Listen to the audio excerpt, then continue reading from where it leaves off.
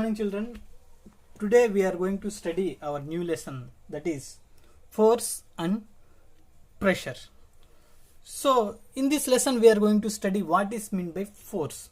What is force is a push or pull on an object is called force. And what is the requirement of for this force is at least two objects needed to interact for force to come into play. That is, mutual interaction between two objects results in a force between two objects. When two forces are applied on an object in the same direction, there is an odd add-on effect of both forces. When two forces are applied in opposite directions, the differences between two forces gives the value of net force.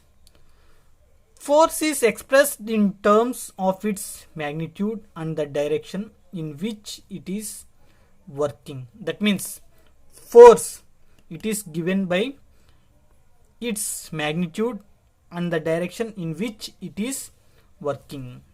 Any change in direction or magnitude of the force, there is a change in the effect of the force. That means, see, now here I am having one pencil.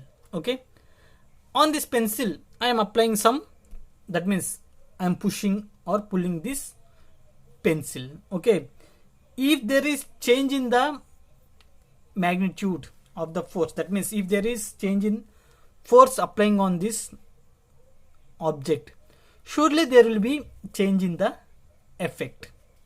That means if there is change in the magnitude or direction, surely there will be change in the force. Generally, more than one force is acting on an object at a given place. Effect of force on state of motion. A force can change the state of motion. Both rest and motion are called states of motion. When an object is at rest, its speed is 0. Effect of force on an object at rest. So what is the effect of force on an object is, a force can move an object at rest. For example, now here I am having pencil at rest. When I apply force, what will happen means, this force applied, it can move the object. Not only that, it can move the object and it can change the direction of the object. Next, when the object is moving, what the effect this force can show is, when the applied force is in the same direction as direction of motion, there is an increase in the speed of object. That means when the object is moving the one direction and the force applied by you or the force applied is moving in the same direction, what will happen means, the speed of the object will be increased. In another case, if the applied force is same, or if the applied force is at some acute or obtuse angle to the direction of motion, there is change in the direction of the motion. That means if both are opposite to each other, sure there will be no motion. That means it will be in the rest. Instead of that, if it is applied at an another angle, it may be obtuse angle or acute angle of the direction of motion, what will happen means, surely there will be change in the direction of motion. Effect of force on shape of the object. Force can change the shape of an object. When force is applied on a ball of dough, there is a change in the shape of dough. Similarly, a potter changes shape because of the applied force. Now let's see types of force. What are types of force? There are two main types of forces, that is, there are two main types of forces, contact force and non-contact force. So what is contact force? Let's see. Contact force is which can produce its effect only by making a contact with object. Following are contact forces. What are the contact forces is, like muscular force. It is the force applied by muscles of humans or animals. A bullock is able to pull a cart because of muscular force. The bullock needs to be harnessed to the cart for applying the force. Once again I am repeating muscular force. It is the force applied by muscles of humans or animals. A bullock is able to pull a cart because of muscular force. The bullock needs to be harnessed to the cart for applying the force. Next contact force is frictional force, friction. When one surface is moving over another surface, a force comes into play and opposes their relative motion. This force is called frictional force or force of friction. Friction always opposes motion because it acts in opposite direction. This one we came to know that. How frictional force will act means it will act opposite to the direction of the movement. That means if an object is moving in one direction, frictional force will act in its opposite direction. So when these two forces are coming into contact, then only when generally this frictional force and this frictional force raised for the movement of the object, both of them will act in the opposite directions.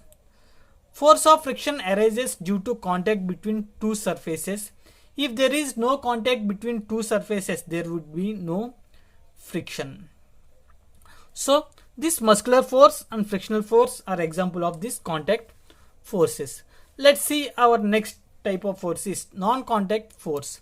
The non-contact force is a force which can produce its effect without making a contact with object. And example of these non-contact forces are magnetic force. The force applied by a magnet is called magnetic force. A magnet can exert its force on an object even from a distance and does not need to touch by that object. See magnetic force. Now I am having magnet in one hand and I am having iron in another hand. So surely magnet will attract this iron. For this attraction, magnet no need to come in contact with the iron. That's why this force is known as non-contact force. Next example of non-contact force is electrostatic force. It is the force applied by a charged body on another charged body or non-charged body. When you brush a comb in your hair and then bring the comb near the small bits of paper, the comb attracts the bits of paper. This happens because of electrostatic force. Gravitational force. Another example of non-contact force is gravitational force. Every object in the universe exerts a force on another object. This force is called gravitational force. It is the gravitational force of various celestial bodies which keeps them in their position in the space. So this is the completion of force. Now let's see another topic is pressure. What is pressure is? Pressure is the force acting on an unit area of an object. So pressure can be given as pressure equal to force plus area on which it acts. In this equation, force is pressure equal to force divided by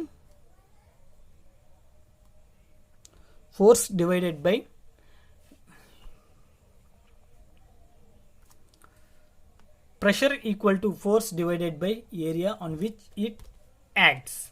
In this equation, we can write pressure equal to force numerator and area in denominator. This means that pressure is directly proportional to the applied force but inversely proportional to the area on which it acts. That means this pressure, it is directly proportional to the force acting on it and inversely proportional to the area on which it is acting. It is easier to push a nail into a wooden door through its pointed end than through its blunt end, because Small area of the point end helps in creating more pressure and it becomes easier to insert the nail. Another example is shoulder straps of your school bag are wide. Why? What is the reason? Means a larger area helps in reducing the pressure on the shoulder and makes it less painful to carry the bag. In case if the straps are very small, what will happen means it will cover lesser area. So lesser area means high pressure will be there. So if high pressure is there on the shoulder means what will happen means it will be painful to carry the bag. Not only that, camel's feet are wide for making, not for making, camel's feet are wide making for longer, not longer, larger area. Due to this, camel can walk easily on the sand. This is the difference between camel and us. We cannot walk on the sand easily, but camel can walk. What is the reason means if we see the feet of camel, they are wide. Wide means they will cover larger area. So due to this larger area, camel can easily walk on sand. Eskimos wear ski-like footwear. Wide area on the footwear reduces pressure and thus prevents the Eskimos' feet from sinking in ice. Pressure exerted by liquids and gases. Liquids and gases exert pressure as follows. Pressure on the bottom of container depends on the height of column of gas or liquid. Due to this, drivers have to withstand a larger pressure at the bottom of the sea. A fluid exerts pressure on walls of the container. Containers of gases and liquids are usually cylindrical cylindrical shape to equally distribute the pressure on all portions of the wall. If we see fluids exerts pressure on the walls of the container, and containers for storing gases and liquids, containers maximum they will be in cylindrical shape. What is the reason means to equally distribute the pressure on all the portions of the wall. A fluid exerts equal pressure at some same depth. Okay, a fluid exerts equal pressure at same depth. Coming to our last topic is atmospheric pressure. So what is atmospheric pressure is the pressure exerted by atmospheric air called atmospheric pressure. The weight of air in a column of height of atmosphere and area 10 into 10 centimeter is 1000 kg. This is roughly same as the area of our head. Can we believe that we are having 10 kgs of, not 10 kgs, 1000 kgs of air on our head? Once again I am repeating atmospheric pressure. What is atmospheric pressure is the pressure exerted by atmospheric air is called atmospheric pressure. The weight of air in a column of height of atmosphere and area 10 into 10 centimeter is 1000 kg.